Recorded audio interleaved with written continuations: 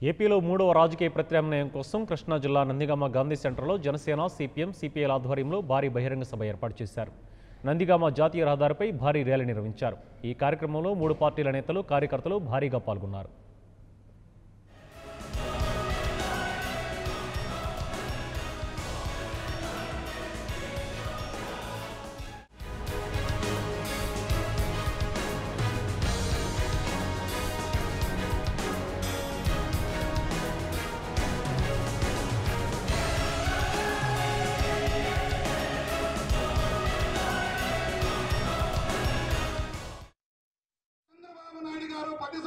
హైదరాబాద్ లో ఉండి పరిపాలన కొనసాగిస్తూ ఈ ఆంధ్రప్రదేశ్ లో నూతన రాజధాని కట్టనని చెప్పేసి మనకి ఎప్పుడైతే అవకాశం ఉందో ఆ అవకాశాన్ని ఎందుకు వదులుకోనొచ్చారని చెప్పేసి ఈ సభాముఖంగా మీరందరితో కూడా నేను ఈ రోజున అడుగుతున్నాను.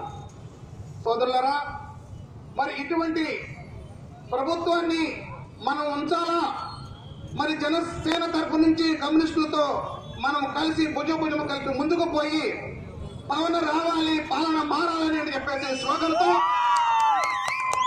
మనం అందరం ముందుకెళ్ళి, నేను అనుకుంటున్నాను, నా మనసాక్షిగానే చెప్పుకుంటున్నాను, సరైన సమయంలో సరైన నిర్ణయం తీసుకున్నాను, సరైన వేదిక నేను ఎంపిక చేసుకున్నాను అని చెప్పేసి నేను మీ రైతులకు ఇప్పుడు డబ్బు ఇస్తాడంట. రైతులకు ఇప్పుడు ఖాతాలో డబ్బులు వేస్తున్నాడు. పసుపు కుంకుమని పెట్టాడు డ్వాక్రా మహిళలకు. ఇప్పుడేమో 2000 రూపాయలు, రేపు నెలలో 3500, లాస్ట్ ఎన్నికలు పోలింగ్ జరిగేటప్పుడు మిగతా 4000 రూపాయలు ఇస్తాడంట, 10,000 రూపాయలు. అంటే డ్వాక్రా మహిళల రుణాలన్నీ రద్దు చేస్తారని మొట్టమొదట అధికారంలోకి వచ్చినప్పుడు 2014 జూన్ 8 నీవు ప్రమాణ స్వీకారం చేసిన సందర్భంలో మొదటి ఫైల్లో సంతకం పెట్టావు కదా చంద్రబాబు నాయుడు. ఇంత మోసం చేస్తావా, ఇంత అబద్ధాలు చేస్తావా, ఎట్లా మాట్లాడతావు? అయినా ఇప్పుడు ఆయనకు ఒక రోగం వచ్చింది చంద్రబాబు నాయుడికి. మీరంతా గమనించండి మిత్రులారా, సోదరులారా, ఈ నందిగామ ప్రముఖులు కూడా గమనించాలి.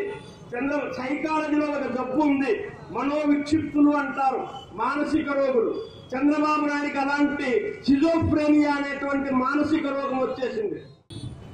రైతులకు ఇప్పుడు డబ్బు ఇస్తారు. For more updates, please subscribe 99 TV Telugu.